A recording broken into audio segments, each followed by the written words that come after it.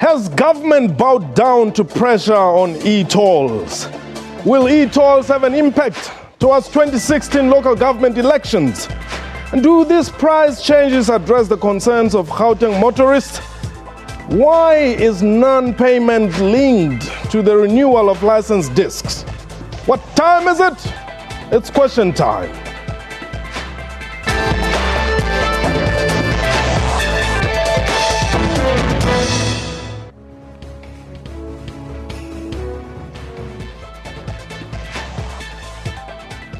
Hello and welcome to the show. My name is President. Deputy President Cyril Ramaphosa has recently announced the new e-toll dispensation.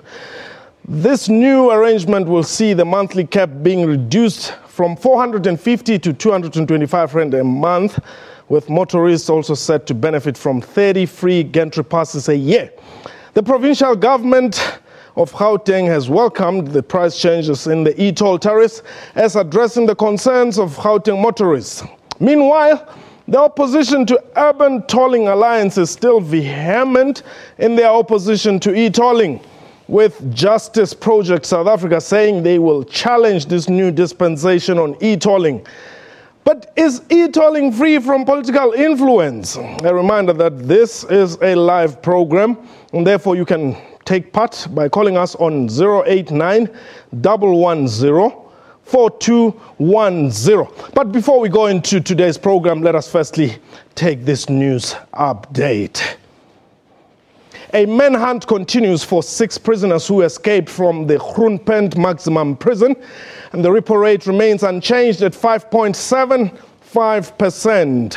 And the man accused of killing 3-year-old Regge Park toddler Kerben van Wyk has been found guilty in the High Court sitting at the Palm Ridge right here in Gauteng. My guest today on Question Time, though, is Wayne Duvenage, who is the chairperson of the opposition to Urban Tolling Alliance. And on the line we have Thabo Masebe, who is the Gauteng government spokesperson. Mr. Masebe, welcome, and Wayne, welcome as well. Thank you very much, Mpho. Perhaps let's start with you. From government side, you are saying thumbs up, you are happy, you are excited with this new developments. Why? Well, we are happy because the Premier set up the panel, the advisory panel last year, and tasked it to conduct a comprehensive socio-economic impact assessment of the e-tolls. The panel made its findings and recommendations and presented that to the Premier, and the Premier then was able to use that report in his engagement with the national government in a process that was led by the Deputy President. So the dispensation that was announced yesterday, directly responds to the key recommendations that were made by the panel. In fact, we see it as an important step towards the implementation of the panel's recommendations. Okay. So we are happy because all the measures that were announced will mitigate the negative impacts that were identified by the panel. Okay. Now, Mr. Masebe, and let me just remind our viewers that on the line we're talking to Mr. Thabo Masebe, who is the spokesperson of the Gauteng provincial government. Some have accused you of playing politics here in preparations for the 2016 local government elections. Well, I'm not a politician. I'm an administrator. I work for the Gauteng provincial government. All I can tell you is that the Gauteng government, through the Premier, listened to the concerns of the people of Gauteng, and having listened, the Premier decided to appoint the advisory panel, which did its work. We all know what it did. Yes. The report is out there. The recommendations were made, discussed with national government, and the national government has now made this decision jointly with the Gauteng provincial government. No politics there. If there are politics, it is politics of the people. Government has to work for the people. It has to work with the people. It has to listen to them. It has to be concerned about issues that affect their lives, and involve domestic find solutions to those issues. And that's exactly what we did.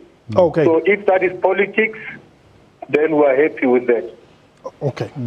Well, let me bring you in here. You are not so excited. No, not at all. I mean, we love the way the government says they listened to the people. Over 95% of the submissions from all sectors of society said this is the wrong process to follow. It's the wrong mechanism. And I'm going back to the Interministerial Committee in 2012 and 2011, the Interministerial, the GFIP Steering Committee, the Interministerial Committee, then this advisory ETOL panel by David Makura. Every single time. Society says this is too cumbersome, it's inefficient, it's not going to work, and it doesn't work, it's failed. They've only got 20% compliance for a user-pay system. 5 people, out of 5 people, 4 don't pay. It's failed. All this is now is round 2. They just brought out another stick because they couldn't criminalize people. Now they've brought out this link to the license fees, and there's going to be massive problems with that. So what we say is we can't understand why government is actually not listening to the people. They certainly are not listening to people. But they are listening. I mean, if they have managed to reduce... They haven't reduced the rate. The ETOL rate is 30 cents if you've got an E-tag. Okay. The non-ETOL tag rate was 58 cents. Nobody was paying that rate. So all they've done is taken away a rate that wasn't being applied. It's like trying to sell rotten peaches on the market. If you say, well, let me halve the price of these, maybe somebody will buy them. It's still a rotten box of peaches and nobody's going to buy them. So all we can tell you is that the rate has not been reduced. It was always 30 cents if you got an E-tag. It remains 30 cents. All they've said is you don't have to have an E-tag now. But why are you not being patriotic? Why are you not helping government? This is about being patriotic. It's not that, you must know this. We want the roads. We want to pay for the roads. We want SANRAL to be successful. Yes. This is not about being unpatriotic. This is about standing up for people's rights. When government puts into place a system that is so out of touch with reality that it fails to work, they're wasting taxpayers' money. We have to challenge that. We cannot accept this. Okay, let me bring in Mr. Masebe here. Mr. Masebe, certainly with outer out there, excuse the pun there, but with outer out there saying to people, this is still a raw deal for you, certainly that is not good news for government. No. Well, you must remember where outer comes from. Their name actually clearly defines what they are. They are in principle opposed to urban tolling. So it doesn't matter what you will do. They will remain opposed. But we believe it is important for government to engage with everybody, including with outer, and we did engage them in the 2 processes that Wayne referred to. Yes. Incidentally, I was involved in both processes. Now, back to this process which produced the new dispensation that was announced yesterday. Yes. We really believe that the panel did a great job. You see, people are now talking about this dispensation, and they forget that it is based on the findings of the panel. Because the panel made it very clear at the time when it concluded its work that it will not recommend the total scrapping of the e-tolls. And it did so having listened to the views of the people, having considered all the evidence that were before it, having listened to the experts from various fields, and of course having listened to outer and a range of other civil society organizations. Yes. It came to this determination that the best solution that will help us to move forward would be a hybrid model which includes a simplified version of the e-tolls with lower caps. And we now have the cap reduction from 450 rands to 225 rands, and a single tariff, 30 cents for everybody, 30 cents per kilometer. Now, all of those things, this is part of the hybrid model that the panel recommended. And it then says the shortfall will be made up by the Gauteng provincial government and the national government. Now, government has fully accepted that, and that is what is in the new dispensation. Okay. Mr. Masabe, just hold the call there. I want us to take a quick break. And this is a reminder to our viewers that please get in touch with us. We want to hear your views. 089-110-4210. 089-110-4210. This is question time. Please don't go away.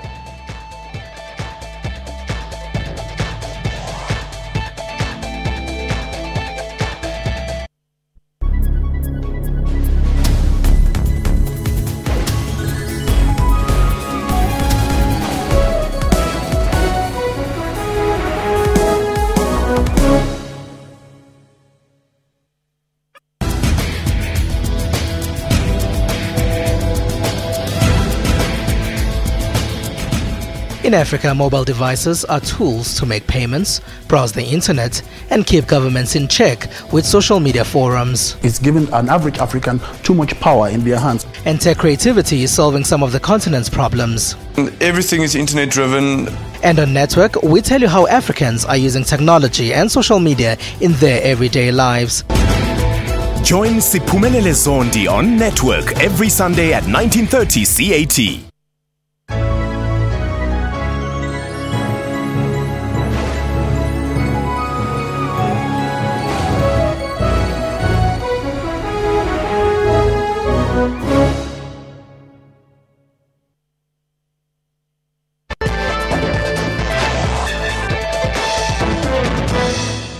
Welcome back. This is question time you're watching, and we have Mr. Thabo Masebe, who is the spokesperson of the department, or rather, of the Gauteng provincial government on the line, and studio here.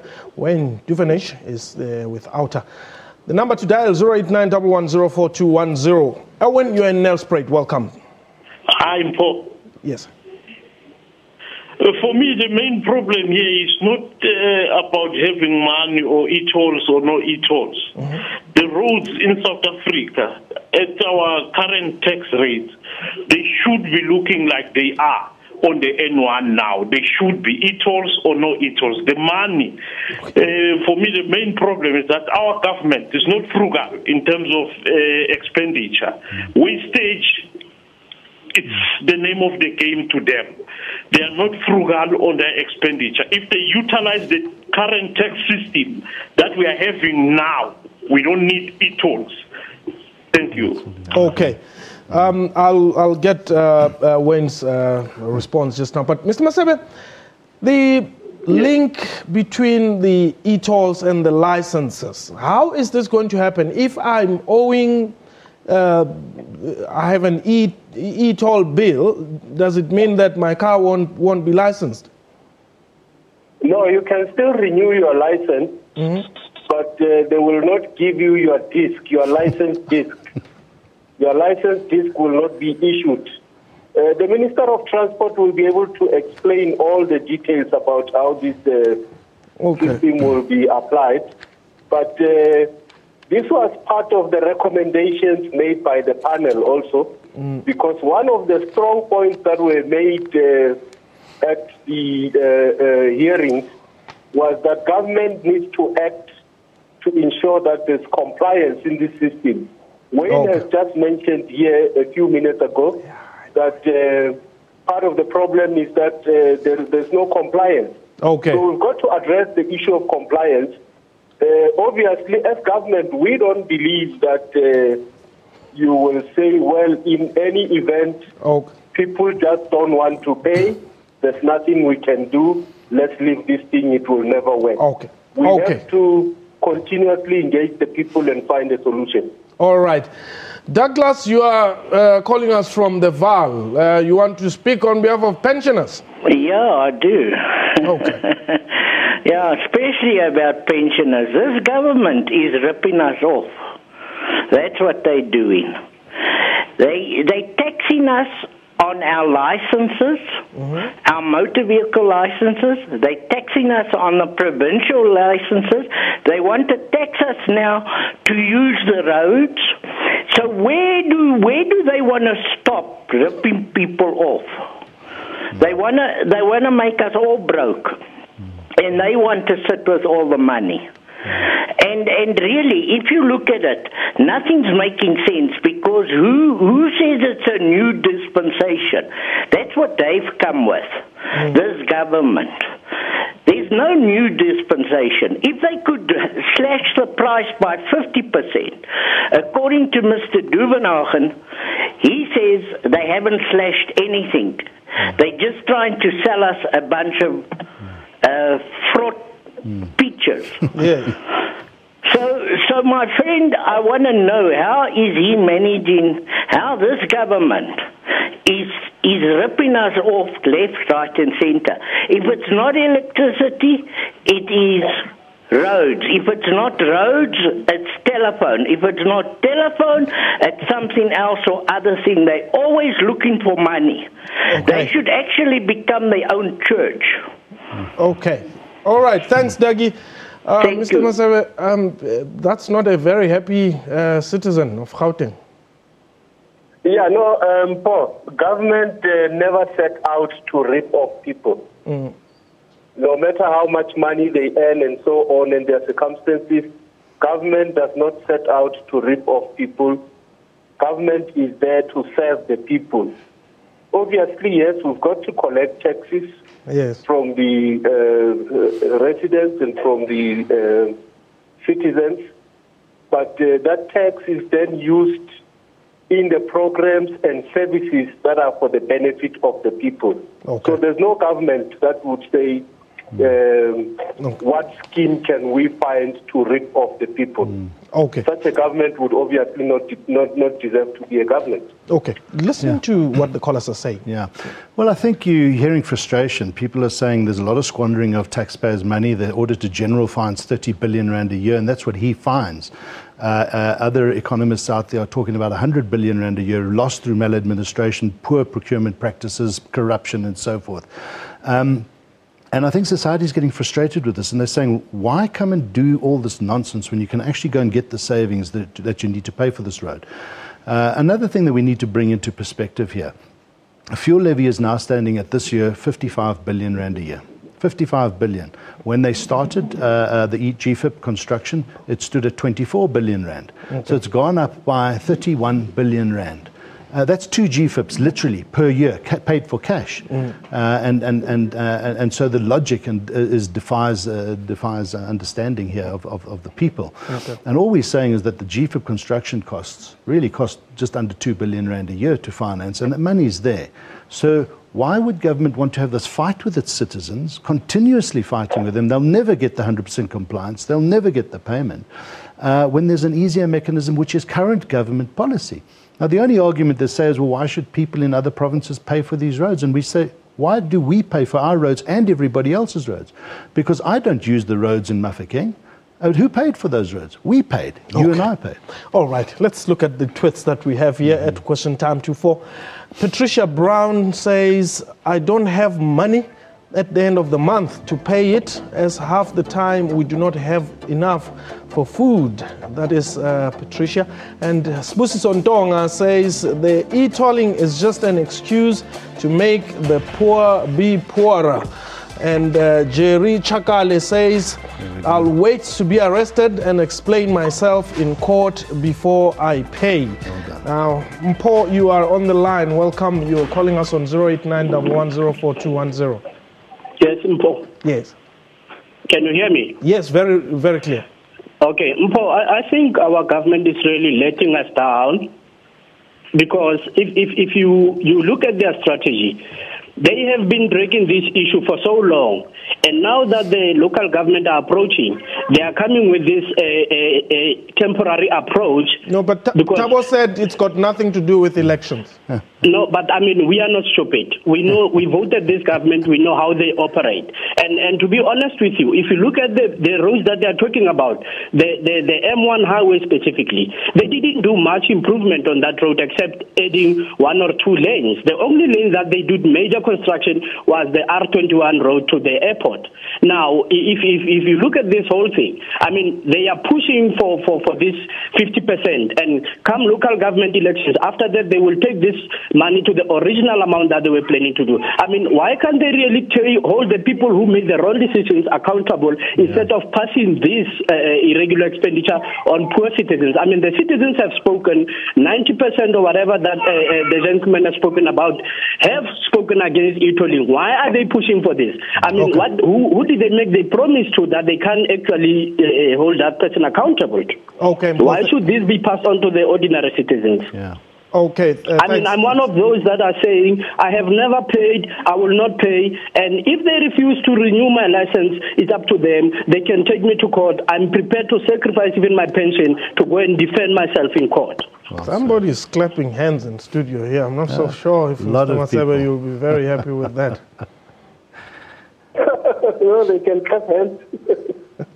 Yeah, well, Wayne is clapping hands here, but I think I want to give you an opportunity to talk to somebody like Mpho out there who says, whatever it takes, I'm not going to pay. Why should he go on and pay? Well, Mpho, there are many people who are prepared, who actually believe that the new dispensation adequately addresses their concerns, who believe that this dispensation mitigates the negative impacts that were found by the advisory panel, and they are willing to give it a chance. Yeah. So what I want to say as government is that let's give it a chance. It is a product of a SARA process, which involved the people, which involved a range of organizations, conducted by an independent body which comprised experts in various fields, and they really gave their time to thoroughly consider all that was before them. Let me stop you right there, Mr. Masebe, quickly. Ayanda, you're in the Eastern Cape. Welcome to Question Time. Thank you, Mpho. First of all, evening to your viewer guests there, Mr. Duvenache and Mr. Masebe on the other line. Yes. There's only one question, man, Mpho. Yes. Who is going to monitor the vehicles like VIP and other state vehicles that will be utilizing this road? That's only one question I would like to have answered. Thank Actually, government was the first to comply, eh? Yes, if they 100% compliance, we need to know that they're going to adhere to the system. Okay. Mr. Duvenache is laughing at me. There has to be 100% compliance, so government will comply indeed. State vehicles will also comply. Of course they will, because we're paying for them.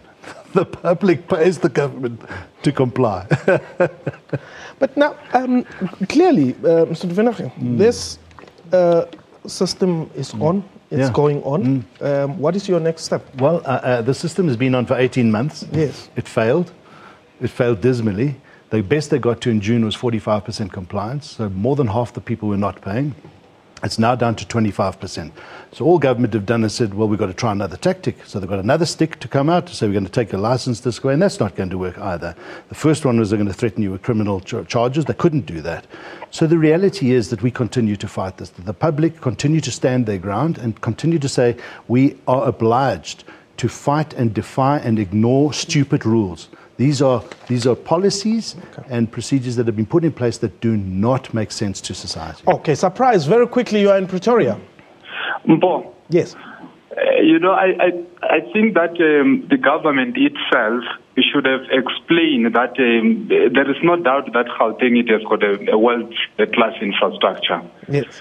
And with a population of more than 12 million, and that infrastructure has to be maintained. Mm-hmm. And the question we need to ask ourselves is that who should maintain this infrastructure? Is it us as the citizens of Gauteng, or is the government itself? If it's government, where does it get this money? Yeah. By not necessarily rushing to implement issues like e-toll, but the infrastructure itself has to be maintained. Okay. The question we need to ask ourselves, who should maintain this infrastructure? Mm-hmm. Okay, surprise. Thank you very much, and we have indeed run out of time. But Mr. Masebe, very quickly in 10 seconds, your message to the people of South Africa.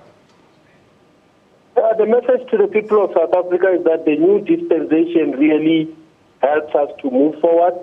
And we would like to appeal to the people, let's all work together to move Gauteng forward. Okay. Let's work together to move South Africa forward. Okay. Thank you. And just to finish off, the public have won round number 1, and they must continue to defy the system. They will win round number 2. Okay.